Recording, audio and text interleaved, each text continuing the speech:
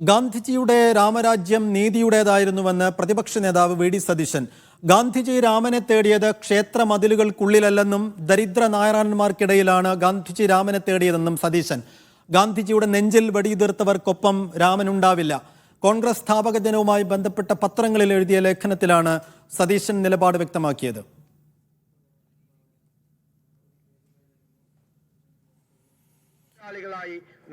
ഹരിമോഹനും ഒപ്പം സുനിൽ ഐസക്കും കൂടുതൽ വിവരങ്ങൾ നൽകും.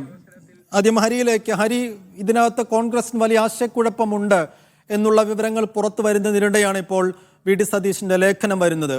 എന്താണ് അതിനകത്ത് പറയുന്നത്? ലേഖനത്തിന്റെ ഉള്ളടക്കം എന്താണ്? സൈഫുദ്ദീൻ, ഈ ലേഖനം വിവിധ പത്രങ്ങളിലായി എഴുതിയതാണ്. ഇത് വളരെ പ്രധാനപ്പെട്ടതാകുന്നത് ഇന്നലെ തന്നെ AICC നേതൃത്വം ഔദ്യോഗിക നിലപാട് രാമക്ഷേത്ര പ്രതിഷ്ഠാ ചടങ്ങുമായി ബന്ധപ്പെട്ട് പങ്കെടുക്കുന്നതിനെ കുറിച്ച് എടുക്കാത്തതിൽ കേരളത്തിലെ നേതാക്കൾ ഒരു ആശങ്ക പ്രകടിപ്പിച്ചിരുന്നു. ഈ ആശങ്ക നിലനിൽക്കുന്ന സാഹചര്യത്തിലാണ് ഇപ്പോൾ പ്രതിപക്ഷ നേതാവ് കോൺഗ്രസിന്റെ സ്ഥാപക ദിനത്തോടനുബന്ധിച്ച് വിവിധ പത്രങ്ങളിലായി എഴുതിയ ലേഖനത്തിൽ ഗാന്ധിജിയെക്കുറിച്ചും രാമനെ കുറിച്ചുമൊക്കെ പരാമർശിക്കുന്നു എന്നുള്ളതാണ് ഇതിൽ ഏറ്റവും പ്രധാനപ്പെട്ട ഒരു കാര്യം. അതായത് ഈ ലേഖനത്തിൽ പറയുന്നത് ഇങ്ങനെയാണ്: നൂറ്റാണ്ടുകൾ നീണ്ട അടിമത്തത്തിന്റെ ചങ്ങലകളിൽ നിന്നും ഒരു ജനതയെ മോചിപ്പിച്ച വിമോചകനാണ് ഗാന്ധി. ക്ഷേത്ര മതിലുകൾക്കുള്ളിലല്ല അദ്ദേഹം രാമനെ തേടിയത്, ദരിദ്ര നാരായണന്മാർക്കിടയിലാണ്. അദ്ദേഹത്തിന്റെ രാമരാജ്യം നീതിയുടേതായിരുന്നു. ലോകം കണ്ട ഏറ്റവും ധീരനായ സ്വാതന്ത്ര്യ സമര പോരാളിയുടെ നെഞ്ചിൽ വെടിയുതിർത്തവർ എത്ര കിണഞ്ഞു പരിശ്രമിച്ചാലും അവർക്കൊപ്പം രാമനുണ്ടാവില്ല. സത്യവും നീതിയുമാണ് ഇഷ്ടമെങ്കിൽ ബിർള മന്ദിറിലെ ആ നടപടിയിൽ 75 വർഷമായി കണ്ണിൽ ചോരയും തീയുമായി രാമൻ നിൽക്കുന്നുണ്ട്. ഓരോ ഇന്ത്യക്കാരന്റെ മനസ്സും അവിടെയാണ് ശിരസ് കുനിക്കേണ്ടത്.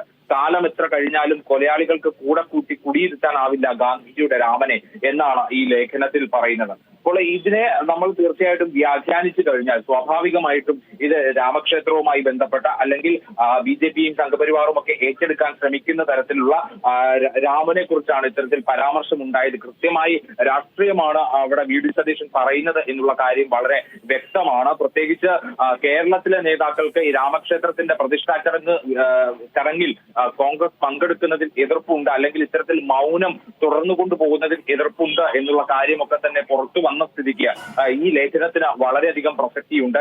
സ്വാഭാവികമായിട്ടും AICC നേതൃത്വത്തിന് കടുത്ത സമ്മർദ്ദം വിവിധ സ്ഥലങ്ങളിൽ നിന്ന്, അതായത് കേരള ഘടകം മാത്രമല്ല വിവിധ ഘടകങ്ങളിൽ നിന്ന് ഇത്തരത്തിലുള്ള എതിർപ്പുകൾ അല്ലെങ്കിൽ സമ്മർദ്ദമൊക്കെ തന്നെ AICCക്ക് വരുന്നുണ്ട്. ഈ പശ്ചാത്തലത്തിലാണ് പ്രതിപക്ഷ നേതാവ് നേരിട്ട് ഇത്തരത്തിൽ രാമനുമായും ഗാന്ധിയുമൊക്കെയായി ബന്ധപ്പെടുത്തിക്കൊണ്ട് ഒരു ലേഖനം എഴുതുന്നതും.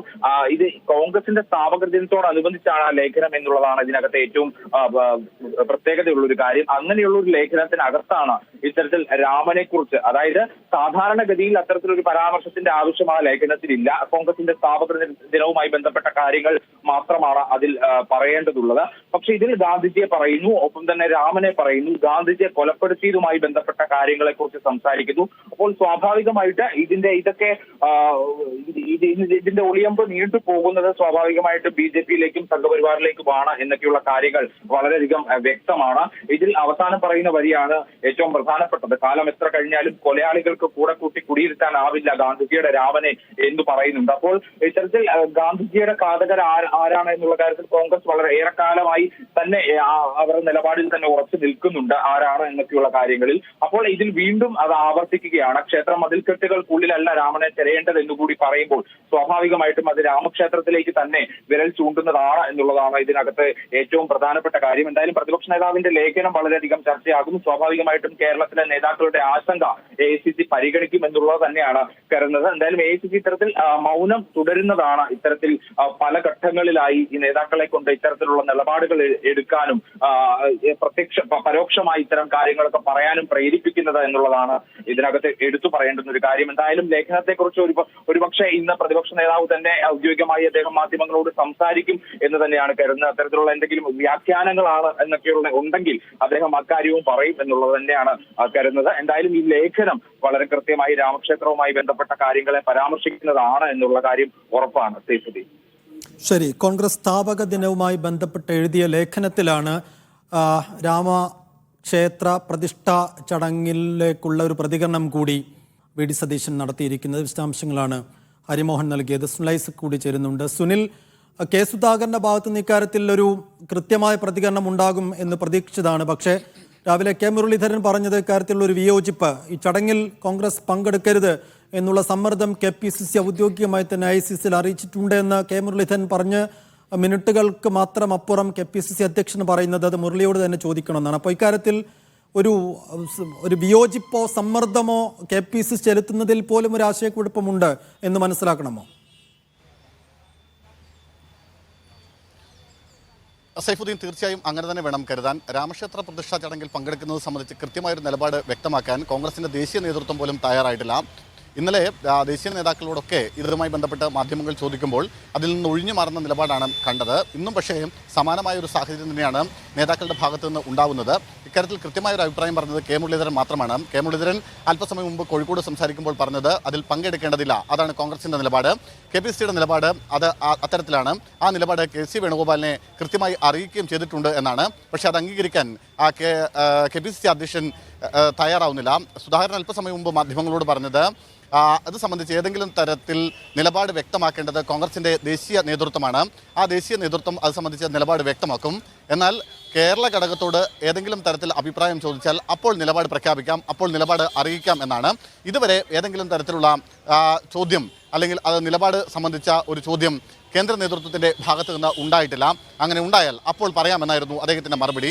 എന്നാൽ കെ മുരളീധരന്റെ പ്രസ്താവനയെക്കുറിച്ച് ചൂണ്ടിക്കാട്ടിയപ്പോൾ അദ്ദേഹം പറഞ്ഞത് അത് തനിക്കറിയില്ല, അത് സംബന്ധിച്ച വിശദാംശങ്ങൾ കെ മുരളീധരനോട് തന്നെ ചോദിക്കണം, തനിക്കതിനെക്കുറിച്ച് കൃത്യമായ ഒരു ധാരണയുമില്ല, തനിക്കതിനെക്കുറിച്ച് അറിയില്ല എന്ന മറുപടി പറയുകയാണ് ചെയ്തത്. അതായത് കെ മുരളീധരന്റെ പ്രസ്താവനയെ പൂർണ്ണമായും തള്ളിക്കളയുകയാണ് കെ സുധാകരൻ ചെയ്തതെന്നാണ് ഏറ്റവും ശ്രദ്ധേയമായ ഒരു കാര്യം.